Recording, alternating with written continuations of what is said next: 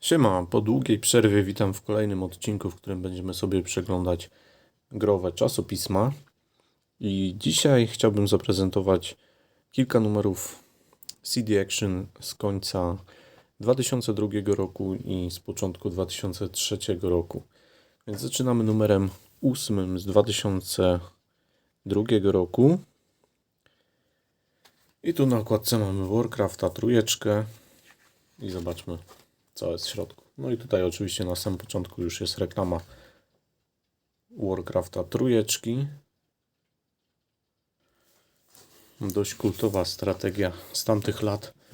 Pamiętam, jak w nią grałem na PC-cie. Niestety miałem wtedy dość słaby komputer i gra dość kiepsko u mnie chodziła, dość mocno lagowała niestety. Ale jest to chyba tematem numeru. Zobaczymy, jaką ocenę ta gra otrzyma. Co natomiast mamy na płytce? Pełna wersja F16 Agresor i pełna wersja,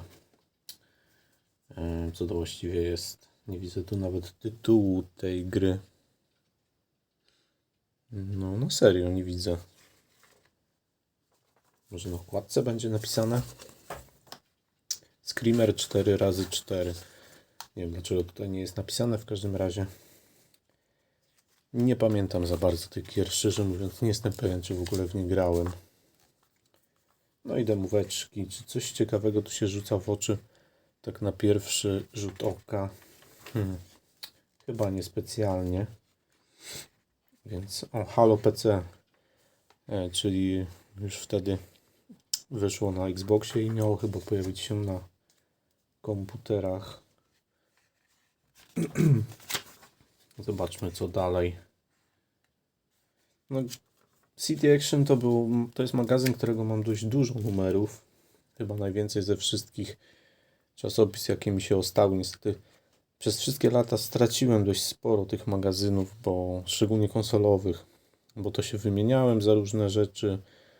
Jak kupiłem PC-ta, to na przykład wymieniałem się z kolegami za magazyny konsolowe na PC-towe, czego dziś żałuję.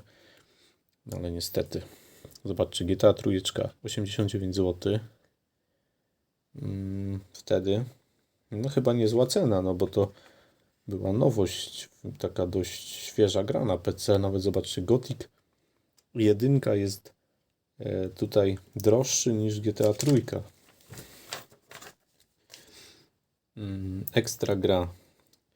Miałem chyba tylko pierwszy numer ekstra gry, w którym była pełna wersja Baldur's Gate'a na 5 płytach CD.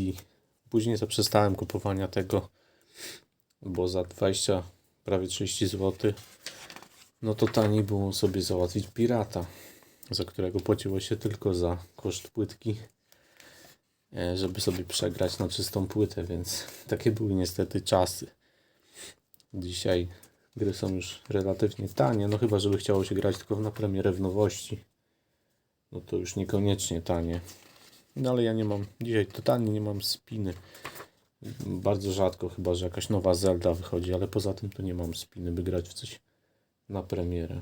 Tutaj mamy Indiana Jones. Jakaś zapowiedź gry, kompletnie mi to nic nie mówi. Nie grałem nigdy w żadnego. Counter-Strike Condition Zero. Co to może być? Czyżby jakiś może dodatek do Countera? Tron. Tron to chyba był taki film nawet. Taki futurystyczny, coś mi się kojarzy. Need for Speed Hot Pursuit 2, zapowiedź. I to jest chyba ten Hot Pursuit, o którym myślę, i to jest bardzo fajna gra. Doom 3, no Doom 3 pamiętam, jak wyszedł na moim PC-cie. Trochę się ciął. Nie, przepraszam, on wtedy w ogóle nie chodził. Dopiero jak zmieniłem PC-ta. Tak, dopiero jak zmieniłem PC-ta w 2005, to wtedy mogłem pograć sobie w Dooma trójkę, wtedy chodził mi dobrze. Ale gra była taka dość przerażająca. Ja tam nie byłem nigdy fanem horrorów.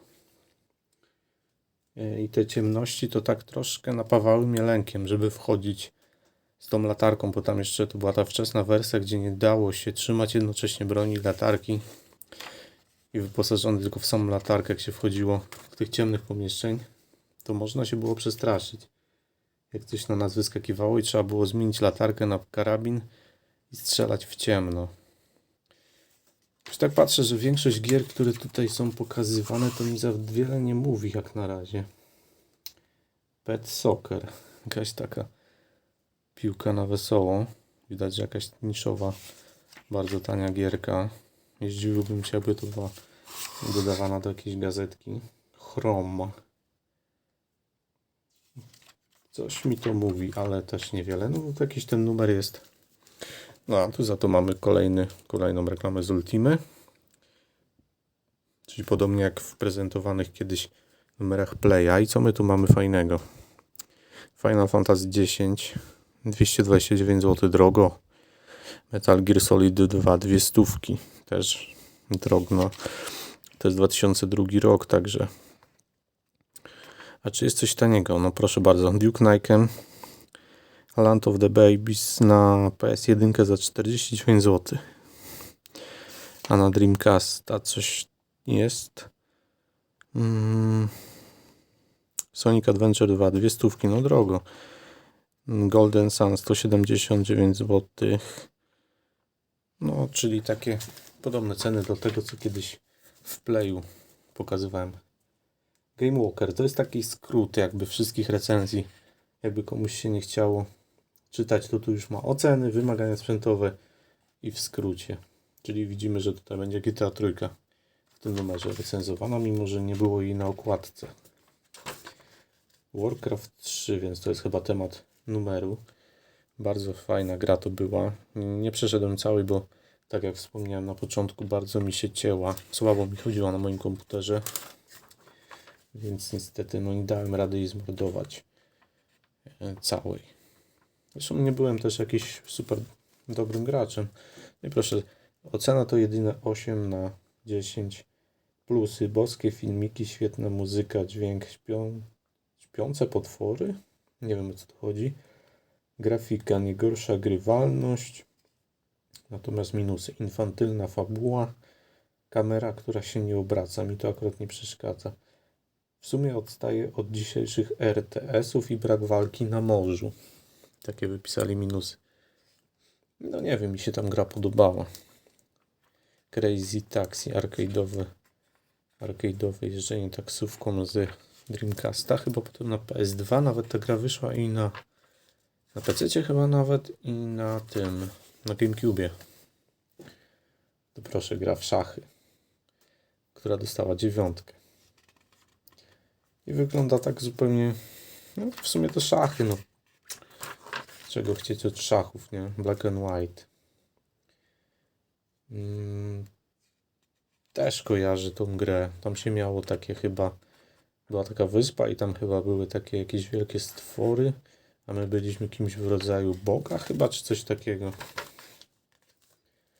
Operation Blockade. Nie wiem, ta grafika wygląda tutaj bardzo tanio, a gra otrzymała aż 7. Ale zobaczcie, jakie to są reklamy. Erotyka na VHS. Zawiera kasetę VHS. 30 zł, wyspa namiętności. Czyli nawet pornosy się tu reklamowały. Pieniądz nie śmierdzi, jak to mówią. Jimmy White Cue Ball World. Gra w bilard 9 na 10. Czyli teoretycznie lepsza gra od Warcrafta, no ale ja bym zdecydowanie wolał grać w Warcraft. The Partners. Coś tak Simsowato ta gra wygląda. 7 na 10. Gianluca Vialli, European Manager. 4 na 10. Zobaczmy na minusy. Szybko się nudzi, między innymi wypisano tutaj. W ogóle Gianluca Vialli. Nie wiem, czy to jest piłkarz, czy to jest kto. No, mało ważne. Nie lubię menadżerów piłkarskich. Tak. Suma wszystkich strachów. A to chyba jest jakiś krap, o ile się nie mylę. Jaka ocena? 7. No to chyba jednak nie krab. Jakieś takie miałem wrażenie, że jakbym to kojarzył z jakiegoś energikowego, kurczę, zagrajmy w krapa. Another World. To jest chyba strategia. No właśnie, ja zawsze taki byłem bardziej konsolowy, mimo że mam dużo tych CD actionów, to wielu z tych gier kompletnie nie kojarzę. O! I jest GTA 3. GTA 3, a więc świetna gra, która... Znaczy, no chyba świetna, bo kiedy wyszła, to niestety nie chodziła na moim komputerze. Mogłem się obejść smakiem. Miałem ją, załatwiłem sobie pirata, ale niestety sobie nie mogłem pograć. Z tego względu, że gra uruchamiała się, ale chodziła w jednej klatce animacji dosłownie. Czyli miałem pokaz slajdów, jakbym sobie oglądał zdjęcia. Nie dało się grać. 10/10. Plusy za dużo, by wyliczyć kolejno. Minusy. Mimo pozorów realizmu, te same co w innych strzelankach, na przykład znajdźki z beztrosko porozkładaną nie wiedzieć przez kogo bronią. Jak serio, to serio. I oczywiście spore wymagania sprzętowe. No to prawda. A są tu gdzieś podane? Chyba w tym takim... Jeszcze się cofnę na momencik. Chyba w tym takim skrócie... Gdzie to było? Tam były chyba wymienione te wymagania. Więc tak. Pentium 2 450, 64 MB RAM, akcelerator 16 MB. To jest totalny bullshit. Bo ja miałem mocniejszy komputer niż tutaj podany. I gra się uruchomiła co prawda na tym. Tylko wyglądała tak jak mówię. Jak pokaz slajdów. Też miałem 64 MB RAM, miałem Pentium 3500 i miałem GeForce'a 32 MB, więc troszkę lepsze niż tu podane minimalne, a mimo to nie dało się w to grać niestety. Carnivore City Escape. Kto w ogóle wymyślał takie gry? O, a tu proszę. Coś, czego gimby nie znają. W zasadzie ja byłem gimbem wtedy, więc to znałem. No ale dzisiejsza młodzież nie zna czegoś takiego, czyli takie, nie wiem jak to nawet nazwać, jakieś takie tapetki na te stare telefony, jeszcze z czarno-białymi ekranikami. Ile takie jedno kosztuje? Złotówkę, no. Nie tak najgorzej. Duke Nukem Manhattan Project. Dość interesująca gra, bo niby 3D, ale 2D. Chodziło tylko w lewo i w prawo. Czyli platformer, ale całe otoczenie było trójwymiarowe. Dość interesująca gra na Xboxie też była dostępna. No całkiem porządnie oceniona. I znów mamy reklamy erotyki. To jakaś gra z Rolandem Garrosem, ale widać bardzo słaba, bo tylko 3 otrzymała. Combat Mission, jakieś czołgi. Nigdy nie lubiłem gier o czołgach. O, chuligani. Miałem tą grę kiedyś chyba z jakiejś gazetki. Była beznadziejna i bardzo wulgarna i pamiętam, że tam jak się coś źle poklikało, to w ogóle byliśmy wyzywani przez narratora. Dosłownie bluzgi leciały w naszą stronę. Więc tak, mało sympatyczna gra. Co my tu dalej mamy?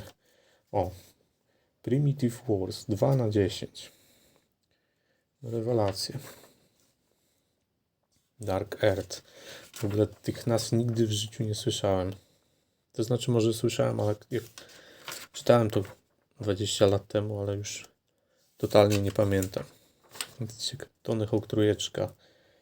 A to jest chyba opis przejścia. Tak, no, opis przejścia. Także fajna rzecz. Mega dużo grałem w tą grę. I tu jakieś opisy do... Chyba cheaty, nie, też opisy do GTA 3 chyba. Okej. O, i ten Screamer, który był w pełnej wersji dodanej, nawet jest do niego solucja. O, i DF16 też. Czy to jest instrukcja obsługi chyba?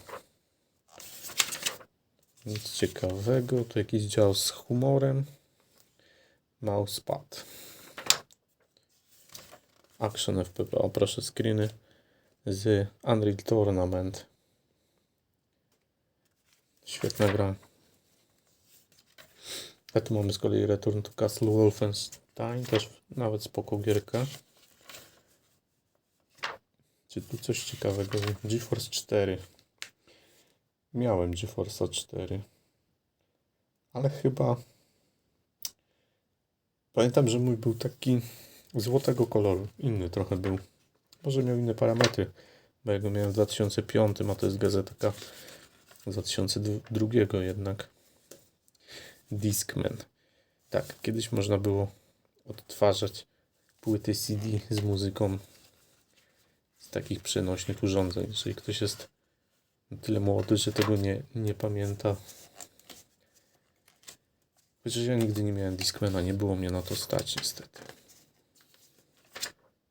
I to by było chyba na tyle z tego numeru. No i tu jeszcze mamy listy czytelników. I na koniec jeszcze jakąś małą reklamę sklepiku. Więc to był numer 8 z 2002 roku. Dobra, zobaczmy kolejny. Numer 10 z 2002 roku. Na okładce Mafia.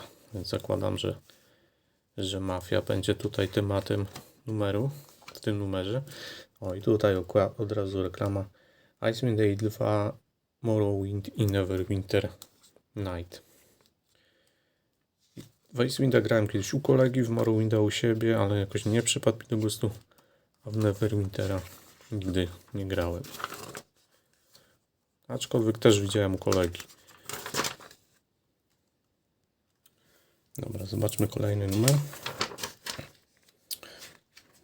Revenant, to był jakiś RPG dodany. Pamiętam, że ja próbowałem w tą grę grać, ale ona mi się coś wykrzaczała dość szybko i nie mogłem jakoś tak zaradzić, żeby mi ona dobrze chodziła. I w końcu dałem sobie spokój. Diablo 2, 6 płytaż. Ja miałem jakąś zripowaną wersję. Chyba na 3. Co my tu mamy? Same reklamy póki co. Trzeba trochę przyspieszyć, bo z tym pierwszym numerem zeszło mi się dość długo. Więc tutaj jakieś takie małe zapowiedzi. Jak będę trafiał na coś ciekawszego, to będę wtedy się zatrzymywał. SimCity 4. Jedyne części, w jakie grałem, to było SimCity 2000 i SimCity 3000. O, Blood Rain. Pamiętam, jak kolega mi tą grę pokazywał, bo na moim kompie ona niestety nie chciała chodzić. Miała fajną grafikę jak na tamte czasy. Była taka dość mocno brutalna. O proszę, tutaj mamy Gothic 2. Ale to jest chyba zapowiedź dopiero kultowej w Polsce gry. Ja niestety nie grałem w żadnego Gotika. Po prostu nie dlatego, że nie chciałem, czy że mi się nie podobał, tylko jak to było w czasach piratów, to po prostu tak się ułożyło, że nigdy nie trafił do mnie w moje ręce. Nawet nie miałem okazji z niego zagrać, dlatego w niego nie grałem. Natomiast kusi mnie, by teraz spróbować. Tylko nie wiem, czy to drewno by mnie nie zabiło w tych czasach. No, pani ma dość ciekawe atrybuty. Desert Storm. Coś mi to mówi. Ale okej, będę się zatrzymywał, jak trafię na coś, co by mnie bardziej interesowało, żeby się na siłę nie silić tutaj i nie próbować. O, Crazy Taxi. Co prawda nie grałem w tą grę, ale wydaje mi się ona dość interesująca, bo taki fajny motyw arcade'owego rozłożenia ludzi taksówką. Chętnie bym spróbował. Chyba na Steamie można ją nawet dostać, więc może kiedyś bym ewentualnie jakby za jakieś grosze była w promocji, to mógłbym spróbować. World Dance, jakieś nie wiadomo co. Tak, no właśnie z tymi PC-towymi grami to miałem tak, że gęsto było dużo takich tanich, mało znanych gier, o których w ogóle nie słyszałem. A tutaj mamy Mafię. Bardzo kultową grę, którą chyba ukończyłem nawet na moim kompie. Oczywiście w jakichś niskich detalach, w niskiej rozdziałce. No ale gra chodziła. Dało się przejść. No i była bardzo fajna gra, naprawdę bardzo fajna. Tylko miała takie pozory otwartego świata, no bo tutaj w zasadzie nie było co robić. Można było sobie jeździć po mieście, ale nie było tam jakichś aktywności pobocznych. Natomiast jeśli chodzi o Operation Flashpoint, to ta gra mnie chyba odrzuciła tym, że dostawało się tam jedną kulkę i się ginęło. Tu zobaczcie jaki hicior. Hooters Road Trip 2/10. No super gierka. O i ten Pet Soccer co nawet 7/10 dostał. Proszę bardzo. Tam się śmiałem w poprzednim numerze z reklamy tej gry. Myślałem, że to będzie jakiś krapik. A to nie najgorzej oceniony nawet. Jak na taką Syberia. To też dla wielu osób kultowa przygodówka. Ja nigdy nie byłem wielkim fanem przygodówek i nigdy nie grałem w Syberii, ale jak widać bardzo wysoko oceniona gra. Return to Castle Wolfenstein.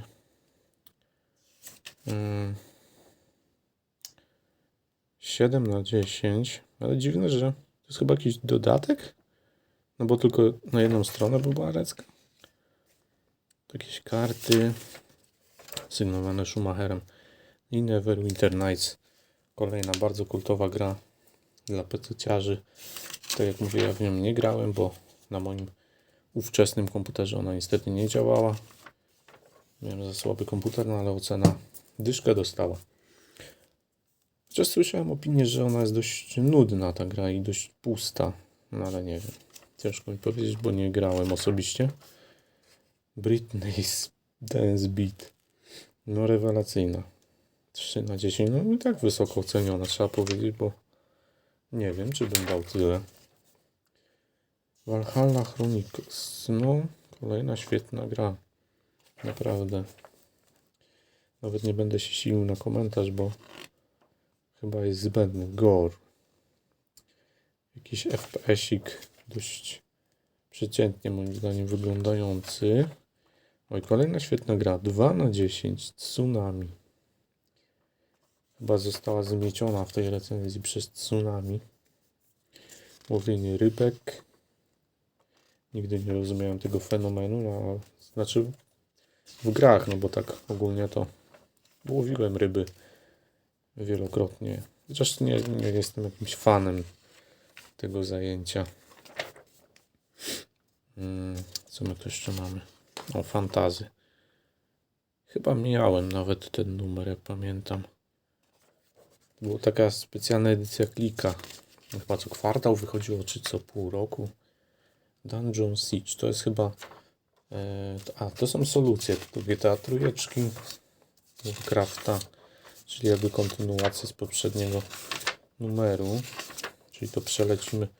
A i instrukcja do tego Revenanta, co był w pełnej wersji. Jak mówiłem, próbowałem w to grać, ale coś mi się ta gra wykrzaczała niestety. No i znów działa z humorem. Tutaj są różne takie dowcipy do poczytania. Trochę o sprzęcie. Drukareczka Lexmark jakaś. Chłodzenie procków. Napędy. Czyli jest troszkę o grach, troszkę o sprzęcie. No tak jak to bywa w pecetowych pisemkach dział listów. No i dochodzimy do końca tego numeru. Numeru 10 z 2002 roku. Następnie weźmiemy sobie numer 11 z 2002 roku, czyli kolejny po tamtym. Ta sama reklama co w poprzednim. Idea.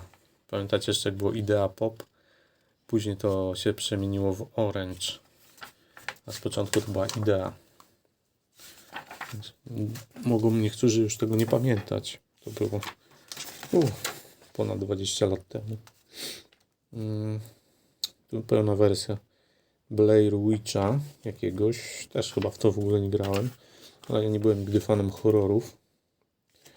O, a tu proszę, Goticzek za 59,90. I podobnie Icewind. Czyli całkiem spoko ceny jak na tamte czasy. Bo te gry były wtedy jeszcze takie... Nie były jeszcze jakieś mega stare. O, Gates w edycji Extra Gry za 25 zeta, to ja właśnie miałem tą wersję tej gry. Tam był taki niby big box, ale z takiego taniego papieru i bez żadnej wytłoczki w środku. Czyli wszystko latało luzem. No wiadomo, za takie pieniądze no to nie można było oczekiwać cudów. A tu proszę, Saga, Baldur's Gate, wszystko. 1, 2, dodatek do 1 i dodatek do 2. Chyba z 12 płyt CD łącznie. Na CD nie było niestety zbyt pojemne, 700 mega, a gry były duże, także swoje ważyły. 007 Nightfire, miałem tą gierkę i powiem szczerze, dość tak ciężko mi się w nią grało i nie przeszedłem jej całej. Chyba tam były jakieś elementy skradankowe, a nigdy nie byłem dobry w skradanki. Nawet okładkę można sobie wyciąć. Było do tego Blair Witcha. Nic ciekawego. NBA. To nie mój sport. Dragon Throne. No, strategia taka graficznie bardzo zbliżona do Age of Empires. Szczególnie na tym screenie się tak wydaje tutaj. Ale nie grałem w to. Co tam dalej ciekawego? The Thing. Na podstawie kultowego filmu. Bardzo dobry film, jeżeli ktoś nie oglądał ten z lat 80., to polecam, bo jest chyba też jakaś nowsza wersja, która pewnie nie jest taka dobra. Nie oglądałem tej nowszej. Mega Man jakiś, tylko 5 otrzymał, no proszę. X5. Celtic Kings. Kolejna gra, która nic mi nie mówi, ale oceniona dobrze, na 8 z plusem. O, Nina Kroniki Agenta. Tunele Afganistanu. No, tą grę to na pewno widziałem u Energika w Zagrajmy w Krapa. No i jak widać 2 na 10. Więc co my tu mamy w minusach? Żenująca grafika, do tego skacze. Tylko 2 poziomy i 2 pukawki. Wrastający z podziemi przeciwnicy, nuda. 1 góra, 2 godziny wyjątkowo kiepskiej zabawy. No rewelacyjne. A o tym Desert Stormie też w poprzednim numerze chyba była jakaś zapowiedź. Dino Crisis 2. Nawet nie wiedziałem, że to na PC wyszło. Myślałem, że tylko na Sharaka i Dreamcasta ewentualnie. Ale się okazuje, że może i też. No bo przecież w tamtych czasach CD Action nie recenzowało gier konsolowych. Kolejne gry, które niewiele mi mówią, powiem szczerze. Niewiele albo nawet nic, totalnie nic. Hero X. Totalna pustka w głowie. O, Icewind Dale 2. Kolejne kultowe RPG z tamtych lat. 8 na 10. No to okej, nie? 1 przechodziłem całą, natomiast 2 nie grałem. A jeszcze Jagged Alliance był w pełnej wersji tutaj. Trochę w to grałem. Pamiętam w tą grę, ale nie przeszedłem jej całej. Versal 2. No, nic mi to nie mówi. MotoGP to mi się kojarzy z jakąś grą chyba z Mega Drive'a, ale pewnie zbieżność jakaś tytułów. Alien vs Predator 2 Primal Hunt to chyba jakiś dodatek. Tylko 4 dostał. Brak klimatu. Pokemonowy robak z paszczą. Ciekawe. Cień Zorro 3 na 10. Toporne sterowanie, tragiczna praca kamery, beznadziejna Co? Beznadziejna instrukcja? Nie no, żeby oceniać grę za instrukcję, to już troszkę przesada. Medieval Total War to jakaś taka batalistyczna strategia, kojarzę coś, aczkolwiek nie grałem. A tu mamy, proszę bardzo, GameCube'a z Residentem, kartą pamięci za 1200 zeta. I PS2 fatkę z jakąś randomową gierką za 1300. Ciężko mi powiedzieć, czy to dobre ceny, czy nie. Koniec 2002. dość drogo, no, jak na tamtejsze zarobki z tamtych czasów, to dość drogo. Sudden Strike, ta gra, pamiętam, że robiła dość dobre wrażenie, jeśli chodzi o grafikę. Ale nie grałem chyba w to. Jakiś komiksowy Batman. Nie jestem fanem superbohaterskich filmów i gier. Tu też jakiś nieznany tytuł. Halloween Resurrection. To jest chyba o filmie akurat. Nie o grze. No i instrukcja do Blair Witcha. Skrót z targów ECTS. Trochę o jakiejś FPP imprezce. Tutaj mamy. Dekada komandosów. Jakiś artykuł. Prehistoria. Jak to było przez te lata. No i tutaj kadr z Commandos 2. Znów dział z humorem. No i sprzęt, jak zwykle. Jak zwykle mamy sprzęcior z tamtych lat. Można sobie poglądać. O, nagrywarka DVD. Jest cena podana.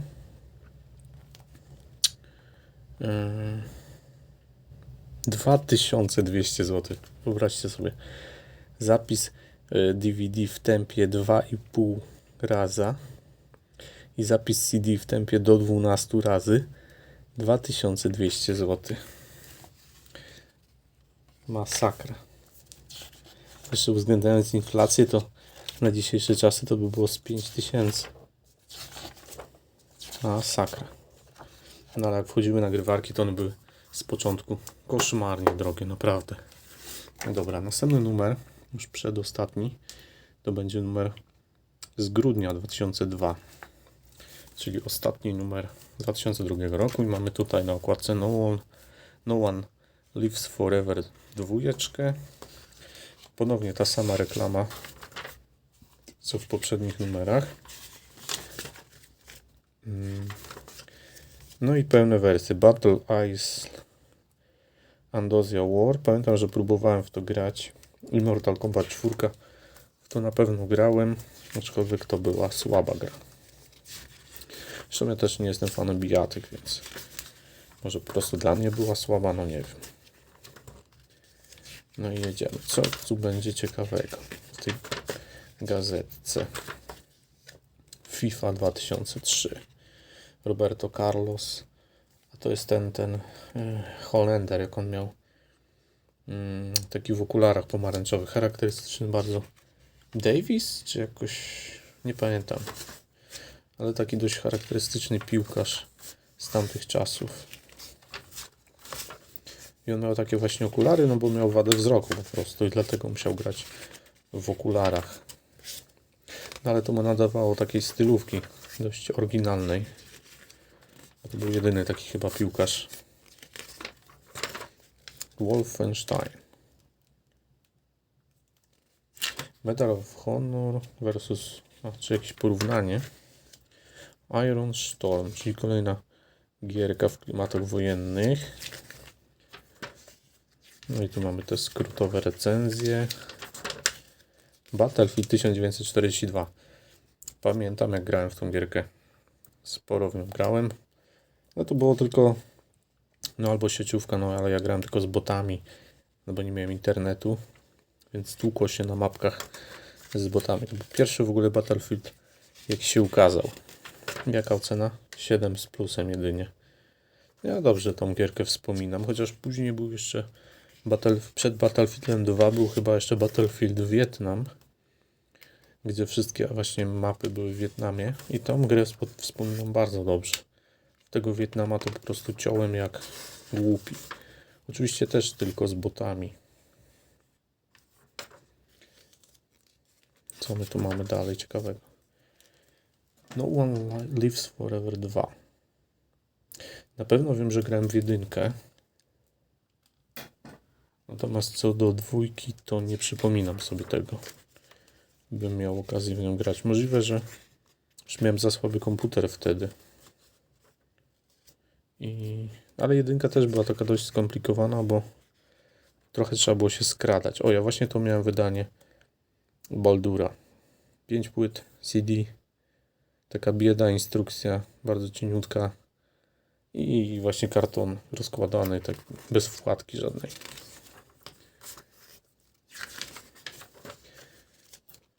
Dużo było kiedyś takich wczesno 3D strategii wojennych z czołgami, które no, dziś wyglądają paskudnie. Oj, ten Dragon Throne też wcześniej był już w którymś numerze i chyba nawet identyczny screen był pokazany. Także mamy troszkę recykling artykułów. Beach Life, czyli to jest chyba jakaś strategia ekonomiczna, w której budujemy jakiś kurort dla turystów, tak mi się wydaje bynajmniej. 6,5 na 10. O, wkrótce w sprzedaży reklama Mafii. Industry Giant 2, czyli to jest też chyba strategia ekonomiczna. Coś jak SimCity pewnie w podobie. O, i tu jest chyba jakiś RPG, tak troszkę diablowato wyglądający ekwipunek, tylko w klimatach chińskich.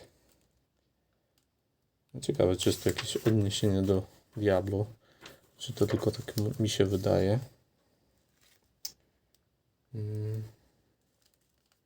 No nie wiem, nie chcę mi się wczytywać i szukać. O, znów Idea Pop. To były czasy, miałem pierwszy telefon właśnie na Idea Pop. Stewart malutki, 3 na 10. Rewelacyjna gierka, nie ma co. O, Das Wanted. Rzadka gra na PC, żeby była taka kolorowa platformóweczka. Wygląda dość sympatycznie. O, a tak wygląda prawdziwy diabeł tasmański. Takie to jest stworzonko. Też szeroko rozdziabia paszczę. I ona żyje chyba tylko w Australii. Czy nawet gdzieś tam w rejonach. W każdym bądź razie. I tu bardzo zbliżona oferta Ultimate do tej z poprzedniego numeru, więc nie będziemy się na dłużej zatrzymywać. To jakiś Pac-Man. Pac-Manów to było dużo różnych wersji, więc nie ma się co tam też za bardzo na tym skupiać. Hotel Giant 4 na 10. Czyli kolejna jakaś taka simowata gierka, tylko tym razem nie pykło coś. Ewidentnie. Sniper. Krapiszcze, które też chyba kojarzę z Zagrajmy w Krapa. 3 na 10. Już po grafice widać, że prymitywna gierka. A, tu jeszcze lepsza. 2 na 10. Same hity wtedy wychodziły. 4 na 10. Masakra jakaś. A to jest chyba recenzja z polszczenia do Icewinda. No i 9, czyli bardzo dobre. A i tu w końcu Fallout 2 doczekał się jakiegoś spolszczenia po kilku latach od premiery. I to już chyba jest koniec recenzji. I tu jakieś poradniczki mamy. Dział z FPS-ami. No, poradnik do Syberii. Jak przejść Syberię. Takie przygodówki to było trafiły być dość trudne. No i znów dział z humorem.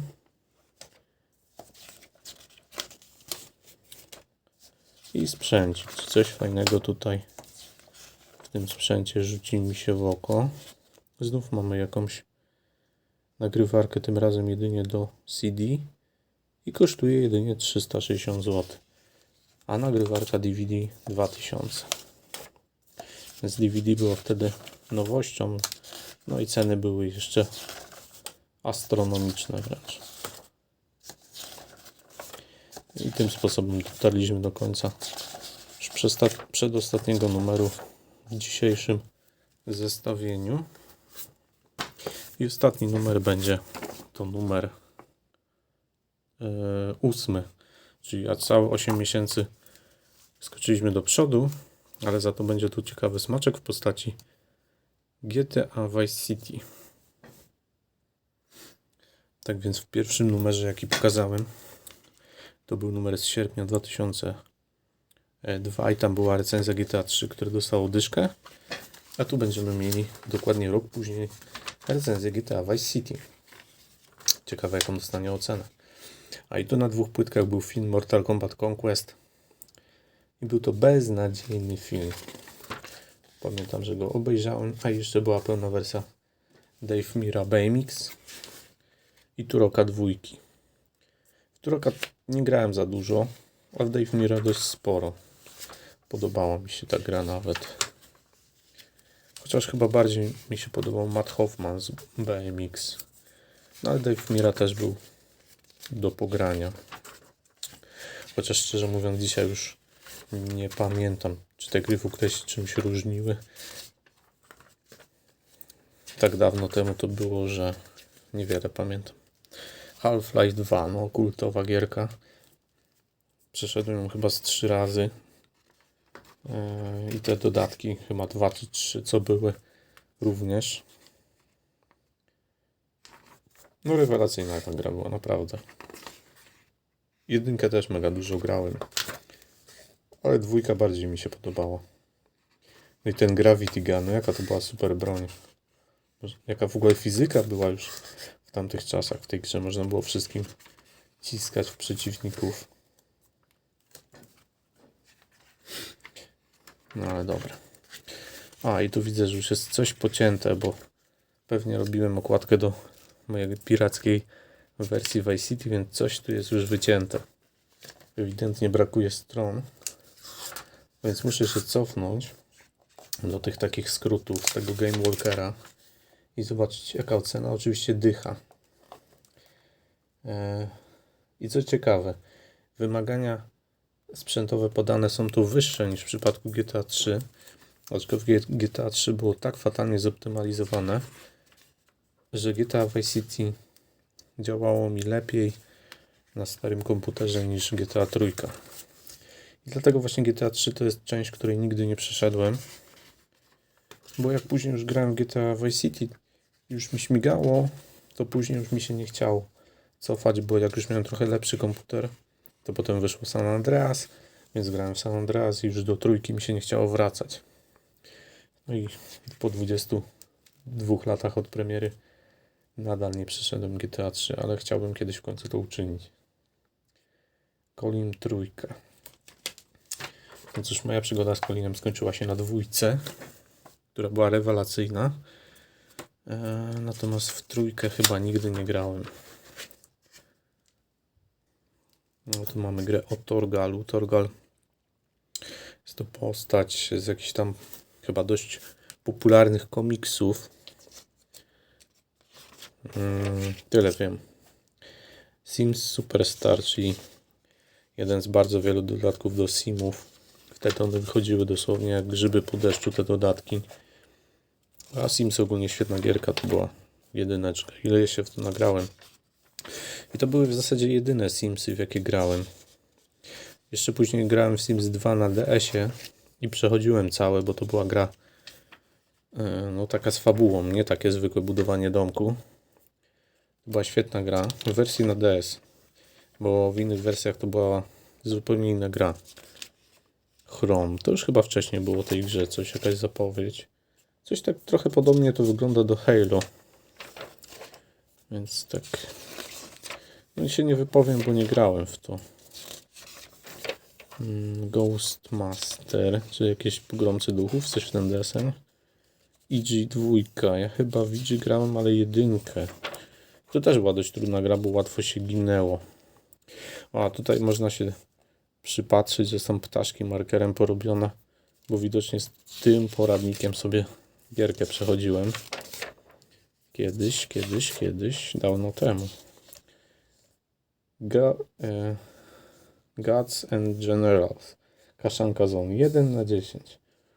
No rewelacyjna gra. 9 razy śmierć. Jakie mam rodzaje śmierci w grach? Śmierć efektowna.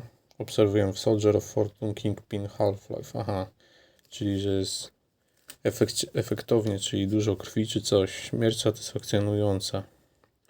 W Quake 3 Arena Counter-Strike. No fakt, mamy frajdę, jak uda się kogoś sprzątnąć. Śmierć byle jaka. Asteroid z Galaxian Bomberman. Aha, czyli rozwalamy jakiegoś tam pikselowatego kosmita, więc nie zwracamy na to uwagi. Śmierć na wagę złota w Diablo. No tak, no bo dropi z przeciwników. Wszystko. Śmierć zabawna.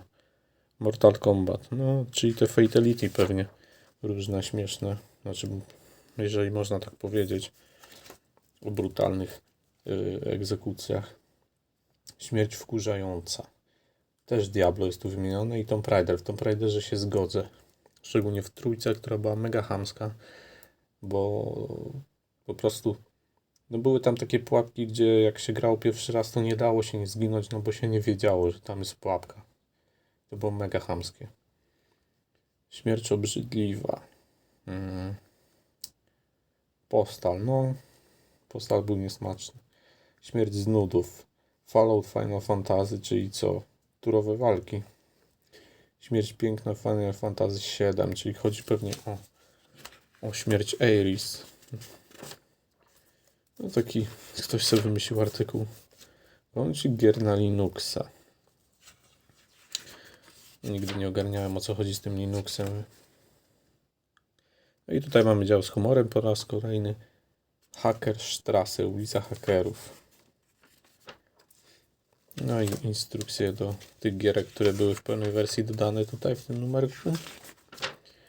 I co to? Czy coś jeszcze? No i o internecie, początki internetu, tak? Czyli mamy poradnik dotyczący aukcji. Tak kiedyś wyglądało Allegro. Czyli bardzo, bardzo podstawowa strona jakaś w HTML-u. No, ale tak kiedyś internet ogólnie wyglądał. O, tu mamy o przenośnym graniu. I tu w ogóle GBASP podpisane Engage podpisane GBASP. Coś im się pochrzaniło. Tylko na GBA. Advance Wars. Świetna gra. Golden Sun. Świetna gra. Castlevania, no, pewnie też świetna. Metroid Fusion. Przeszedłem to. Też świetna gra. I Zelda Link to the Past. Czyli gierka pochodząca ze SNES-a. I też świetna gra. Mimo, że jej nie przeszedłem. No, ale trochę grałem. Zresztą ma świetne opinie. O, ta Nokia była kultowa w tamtych czasach. Miała cyferki tak dookoła, jak w starych takich telefonach z obrotową tarczą. Jak ktoś jest młodszy, to pewnie w ogóle nie kojarzy, o czym mówię. Ale kiedyś były takie telefony stacjonarne. Procesory AMD. Nagraj CDR. Za 469 zł. Nagrywareczka, która odtwarza DVD, ale nagrywa tylko CD chyba, o ile dobrze tutaj przeczytałem. Czyli nie nagrywa DVD, ale odtwarza. Dobre i to. Bo na przykład GTA San Andreas było na płycie DVD. Więc pamiętam, że jak wyszło, to musiałem od kuzyna pożyczyć napęd DVD, bo ja nie miałem napędu DVD i bym nie mógł sobie pograć. No więc tak prezentują się te numerki, które dziś pokazałem. Jeszcze kiedyś, jak mnie najdzie ochota za jakiś czas, to nagram jakiś odcinek o właśnie jakichś czasopismach. Mam jeszcze trochę CD Actionów, ale mam też kliki, parę PSX Extreme'ów. Więc o czymś tam może innym będzie następnym razem, jak mnie najdzie ochota, może o Kliku, bo Klik to była też dość kultowa gazetka z tamtych czasów, którą bardzo lubiłem. No a CD Action to mam jeszcze dość sporo numerów, więc takie przeglądy z różnych roczników może będą się co jakiś czas pojawiać, ale też nie za często, bo tak jak widać przejrzałem tutaj te 5 numerów i niektóre na przykład gry się powielały w kolejnych numerach, bo w jednych występowały w formie zapowiedzi, a w drugich już jako recenzja. Więc tak naprawdę no i dużo było takich gier, które totalnie nic mi nie mówiły, ich tytuły. Więc jakby te wszystkie gazety zebrać do kupy i tylko te fajne gry w nich przedstawić, to by się to wszystko zamknęło w jednym numerze, a nie w 5. Więc to wszystko w tym odcinku. Dziękuję bardzo za uwagę. Pozdrawiam i cześć.